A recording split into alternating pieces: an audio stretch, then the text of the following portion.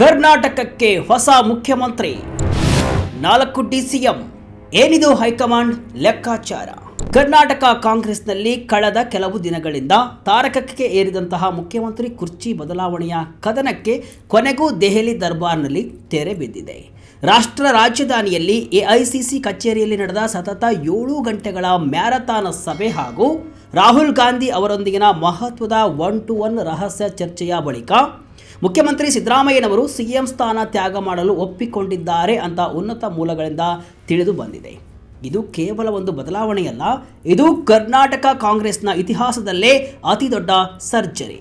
ಗುರುವಾರ ಸಿದ್ದರಾಮಯ್ಯ ರಾಜೀನಾಮೆ ಕೊಡ್ತಾರೆ ಅನ್ನೋ ಮಾಹಿತಿ ಹೊರಬೀಳ್ತಾ ಇದ್ದಂತೆಯೇ ಕರ್ನಾಟಕದಲ್ಲಿ ರಾಜಕೀಯ ಬೆಳವಣಿಗೆಗಳು ಗರಿಗೆದರಿವೆ. ಯಾರೂ ಕೂಡ ಇದನ್ನು ನಿರೀಕ್ಷೆ ಮಾಡಿರಲಿಲ್ಲ.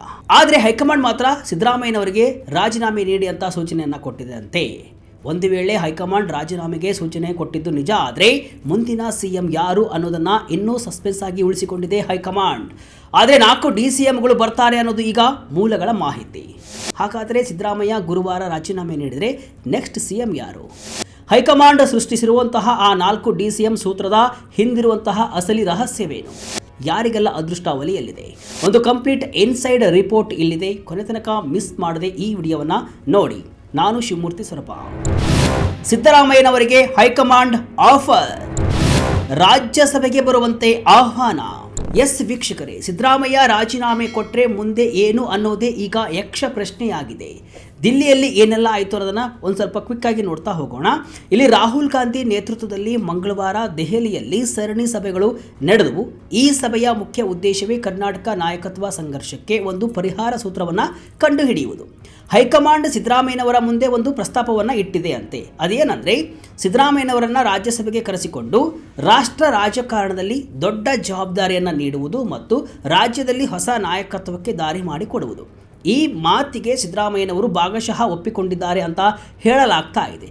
ಆದರೆ ಸಿದ್ದರಾಮಯ್ಯನವರು ರಾಜ್ಯ ರಾಜಕಾರಣದಲ್ಲೇ ಇರೋಕೆ ಇಷ್ಟಪಡ್ತಿದ್ದಾರೆ. ಇಷ್ಟೆಲ್ಲ ಚರ್ಚೆಗಳ ನಂತರ ಈಗ ಹೊರಬಿದ್ದಿರುವಂತಹ ಸ್ಫೋಟಕ ಸುದ್ದಿ ಅಂದರೆ ಗುರುವಾರವೇ ಸಿದ್ದರಾಮಯ್ಯ ತಮ್ಮ ಸ್ಥಾನಕ್ಕೆ ರಾಜೀನಾಮೆ ನೀಡುವ ಸಾಧ್ಯತೆ 90% ಇದೆ ಅಂತ ಹೇಳಲಾಗ್ತಾ ಇದೆ. ಸಿದ್ದರಾಮಯ್ಯನವರ ಬಳಿಕ ಸಿಎಂ ಕುರ್ಚಿ ಯಾರಿಗೆ? ಡಿಕೆಶಿ ಪರಮೇಶ್ವರ್ ಮಧ್ಯೆ ಬಿಗ್ ಫೈಟ್. ವೀಕ್ಷಕರೇ, ಈಗ ಎಲ್ಲರ ಮುಂದೆ ಇರೋ $1 ಮಿಲಿಯನ್ ಪ್ರಶ್ನೆ ಅಂದರೆ ಸಿದ್ದರಾಮಯ್ಯನವರ ಉತ್ತರಾಧಿಕಾರಿ ಯಾರು ಅನ್ನೋದು. ಸಿಎಂ ಸ್ಥಾನಕ್ಕಾಗಿ ಕಳೆದ 3 ವರ್ಷಗಳಿಂದ ನಿರಂತರ ಹೋರಾಟ ನಡೆಸ್ತಾ ಇರುವಂತಹ ಡಿಕೆ ಶಿವಕುಮಾರ್ ಅವರ ಹೆಸರು ಸದ್ಯಕ್ಕೆ ಮುಂಚೂಣಿಯಲ್ಲಿದೆ. ನಾನು ಪಕ್ಷವನ್ನು ಅಧಿಕಾರಕ್ಕೆ ತಂದಿದ್ದೇನೆ, ನನಗೆ ಸಿಎಂ ಪಟ್ಟ ಬೇಕು ಅನ್ನೋದು ಡಿಕೆಶಿ ಅವರ ಹಠ. ಆದರೆ ಇದೇ ಸಮಯದಲ್ಲಿ ದಲಿತ ಸಿಎಂ ಎಂಬ ಧ್ವನಿಯು ಜೋರಾಗಿ ಕೇಳಿ ಬರ್ತಾ ಇದೆ. ಹಾಗಾಗಿ ಡಾಕ್ಟರ್ ಜಿ ಪರಮೇಶ್ವರ್ ಅವರ ಹೆಸರು ಕೂಡ ಇಲ್ಲಿ ರೇಸ್ನಲ್ಲಿ ಇದೆ. ಇನ್ನೊಂದು ಅಚ್ಚರಿಯ ಬೆಳವಣಿಗೆ ಅಂದರೆ ಸ್ವತಃ ಮಲ್ಲಿಕಾರ್ಜುನ ಖರ್ಗೆ ಅವರನ್ನೇ ರಾಜ್ಯಕ್ಕೆ ಕರೆತಂದು ಮುಖ್ಯಮಂತ್ರಿ ಮಾಡಿ ಗೌರವ ಸಲ್ಲಿಸಬೇಕು ಅನ್ನೋದು ಒಂದು ಕೂಡ ಚಿಂತನೆ ಕೂಡ ಹೈಕಮಾಂಡ್ ನಡೆಸ್ತಾ ಇದೆ ಅಂತಾನೂ ಕೂಡ ಮೂಲಗಳು ಹೇಳ್ತಿದೆ. 4 ಡಿಸಿಎಂ ಹುದ್ದೆಗಳ ಮಹಾಸೃಷ್ಟಿ, ಕಾಂಗ್ರೆಸ್ನ ಬ್ಯಾಲೆನ್ಸಿಂಗ್ ಆಕ್ಟ್. ವೀಕ್ಷಕರೇ, ಈ ಬದಲಾವಣೆಯ ಅತ್ಯಂತ ರೋಚಕ ಮತ್ತು ಹೊಸ ವಿಷಯ ಅಂದರೆ ಅದು 4 ಜನ ಡಿಸಿಎಂಗಳ ನೇಮಕ. ರಾಜ್ಯದಲ್ಲಿ ಬಣ ರಾಜಕೀಯವನ್ನು ತಣ್ಣಗಾಗಿಸೋಕೆ ಮತ್ತು ಎಲ್ಲ ಪ್ರಮುಖ ಸಮುದಾಯಗಳನ್ನು ಒಟ್ಟಾಗಿ ತೆಗೆದುಕೊಂಡು ಹೋಗುವುದಕ್ಕೆ ಹೈಕಮಾಂಡ್ ಈ ಮಾಸ್ಟರ್ ಪ್ಲಾನ್ ಮಾಡಿದೆ ಅಂತ ಹೇಳಲಾಗ್ತಿದೆ. ಹಾಗಾದರೆ ಯಾರಿಗೆಲ್ಲ ಈ ಡಿಸಿಎಂ ಅದೃಷ್ಟ ಒಲಿಯಬಹುದು ಅಂತ ಒಂದು ಸಂಭಾವ್ಯ ಪಟ್ಟಿಯನ್ನು ನೋಡ್ತಾ ಹೋದರೆ ಡಾಕ್ಟರ್ ಜಿ ಪರಮೇಶ್ವರ್ ಇವರು ದಲಿತ ಸಮುದಾಯದ ಹಿರಿಯ ನಾಯಕ ಮತ್ತು ಈ ಹಿಂದೆ ಡಿಸಿಎಂ ಆಗಿ ಕೆಲಸ ಮಾಡಿದ ಅನುಭವ ಕೂಡ ಇವರಿಗೆ ಇದೆ. ಇನ್ನು ಎಂ ಬಿ ಪಾಟೀಲ್ ಉತ್ತರ ಕರ್ನಾಟಕದ ಪ್ರಬಲ ಲಿಂಗಾಯತ ನಾಯಕ ಮತ್ತು ಸಿದ್ದರಾಮಯ್ಯ ಅವರ ಅತ್ಯಂತ ಆಪ್ತರು. ಇವರನ್ನು ಸಮಾಧಾನ ಪಡಿಸೋಕೆ ಡಿಸಿಎಂ ಪಟ್ಟ ನೀಡಲೇಬೇಕಾಗಿದೆ. ಇನ್ನು ಸತೀಶ್ ಜಾರಕಿಹೊಳಿ ಅಹಿಂದ ವರ್ಗದ ಪ್ರಬಲ ಧ್ವನಿ ಮತ್ತು ಪರಿಶಿಷ್ಟ ಪಂಗಡದ ಪ್ರತಿನಿಧಿಯಾಗಿ ಇವರ ಹೆಸರು ಫಿಕ್ಸ್ ಅಂತ ಹೇಳಲಾಗ್ತಿದೆ. ಇನ್ನು ಜಮೀರ್ ಅಹಮದ್ ಖಾನ್ ಅಲ್ಪಸಂಖ್ಯಾತ ಸಮುದಾಯಕ್ಕೆ ಡಿಸಿಎಂ ಸ್ಥಾನ ಬೇಕು ಅಂತ ಇವರು ಮೊದಲಿನಿಂದಲೂ ಪಟ್ಟು ಹಿಡಿದಿದ್ದಾರೆ. ಈ 4 ಜೊತೆಗೆ ರಾಮಲಿಂಗಾರೆಡ್ಡಿ, ಆಮೇಲೆ ಯತೀಂದ್ರ ಸಿದ್ದರಾಮಯ್ಯ, KH ಮುನಿಯಪ್ಪ, ಪ್ರಿಯಾಂಕ್ ಖರ್ಗೆ, ಈಶ್ವರ್ ಖಂಡ್ರೆ ಮತ್ತು HC ಮಹದೇವಪ್ಪ ಅವರ ಹೆಸರುಗಳು ಕೂಡ ಈಗ ಚರ್ಚೆಯಲ್ಲಿವೆ. ಅಂದರೆ ಹೈಕಮಾಂಡ್ ಇವತ್ತು ರಾಜ್ಯದ ಅಧಿಕಾರವನ್ನು ಬರೀ ಒಬ್ಬರ ಕೈಗೆ ಕೊಡದೆ 4 ಭಾಗವಾಗಿ ಹಂಚುವ ಮೂಲಕ ಎಲ್ಲರನ್ನೂ ಕೂಡ ಇಲ್ಲಿ ಸಮಾಧಾನ ಪಡಿಸೋಕೆ ನೋಡ್ತಾ ಇದೆ. ಬಿಜೆಪಿಯ ಯಡಿಯೂರಪ್ಪ ಕೇಸ್ ಮರುಕಳಿಸುತ್ತಾ ಜೇನುಗೂಡಿಗೆ ಕೈ ಹಾಕಿದ ಹೈಕಮಾಂಡ್. ವೀಕ್ಷಕರೇ, ಈ ಹಿಂದೆ ಬಿಜೆಪಿಯಲ್ಲಿ BS ಯಡಿಯೂರಪ್ಪನವರಿಗೆ ಇದೇ ರೀತಿ ರಾಜೀನಾಮೆ ನೀಡಲು ಸೂಚನೆಯನ್ನು ಕೊಟ್ಟಾಗ ಏನಾಯಿತು ಅನ್ನೋದು ನಮಗೆಲ್ಲರಿಗೂ ಕೂಡ ಗೊತ್ತಿರುವಂತಹ ವಿಷಯ. ಅದರ ಪರಿಣಾಮವನ್ನು ಬಿಜೆಪಿ 2023ರ ಚುನಾವಣೆಯಲ್ಲಿ ಎದುರಿಸಬೇಕಾಯಿತು. ಈಗ ಕಾಂಗ್ರೆಸ್ ಕೂಡ ಅದೇ ಹಾದಿಯಲ್ಲಿ ಹೋಗ್ತಾ ಇದೆಯಾ ಅನ್ನೋ ಪ್ರಶ್ನೆ ಕೂಡ ಇಲ್ಲಿ ಎದ್ದಿದೆ. ಸಿದ್ದರಾಮಯ್ಯನವರ ವಿರುದ್ಧ ಯಾವುದೇ ಗಂಭೀರ ಭ್ರಷ್ಟಾಚಾರದ ಆರೋಪಗಳು ಇಲ್ಲ, ಅವರ ಆರೋಗ್ಯವೂ ಕೂಡ ಚೆನ್ನಾಗಿದೆ. ಆದರೂ DKಶಿಯ ಒತ್ತಡಕ್ಕೆ ಮಣಿದು ಹೈಕಮಾಂಡ್ ಈ ನಿರ್ಧಾರ ತೆಗೆದುಕೊಂಡ್ರೆ ಅದರ ಬೆಲೆ 2028ರಲ್ಲಿ ತೆರಬೇಕಾಗಬಹುದು.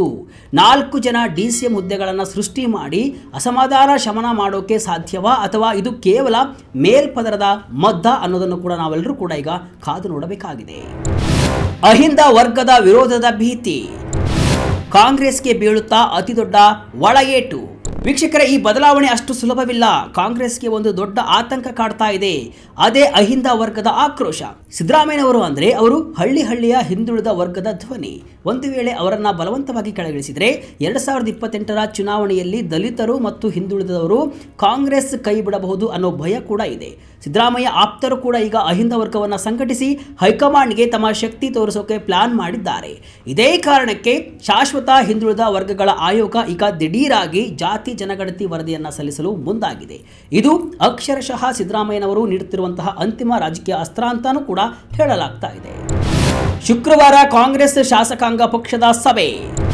ಕರ್ನಾಟಕದ ಭವಿಷ್ಯ ಯಾರ ಕೈಗೆ? ಒಂದು ವೇಳೆ ಗುರುವಾರ ಸಿದ್ದರಾಮಯ್ಯನವರು ರಾಜೀನಾಮೆಯನ್ನು ನೀಡಿದರೆ ಕಾಂಗ್ರೆಸ್ ಶುಕ್ರವಾರ ಶಾಸಕಾಂಗ ಪಕ್ಷದ ಅಂದರೆ CLP ಸಭೆ ನಡೆಯಲಿದೆ. KC ವೇಣುಗೋಪಾಲ್ ಮತ್ತು ಸುರ್ಜೇವಾಲಾ ಅವರ ಸಮ್ಮುಖದಲ್ಲಿ ಹೊಸ ನಾಯಕನನ್ನು ಆರಿಸಲಾಗುತ್ತೆ. ಇಲ್ಲಿ ಅತಿದೊಡ್ಡ ಸವಾಲು ಅಂದರೆ ಸಿದ್ದರಾಮಯ್ಯ ಬಣದ ಶಾಸಕರನ್ನು ಒಪ್ಪಿಸುವುದು. ಸಿದ್ದರಾಮಯ್ಯನವರ ಪರವಾಗಿ ಸಚಿವರು ಮತ್ತು ಶಾಸಕರ ದಂಡೇ ಇದೆ. ಅವರ ಒಪ್ಪಿಗೆ ಇಲ್ಲದೆ ಹೈಕಮಾಂಡ್ ಇಲ್ಲಿ ಸುಮ್ಮನೆ ಒಂದು ಹೆಸರನ್ನು ಅನೌನ್ಸ್ ಮಾಡೋಕ್ಕೆ ಸಾಧ್ಯವೇ ಇಲ್ಲ.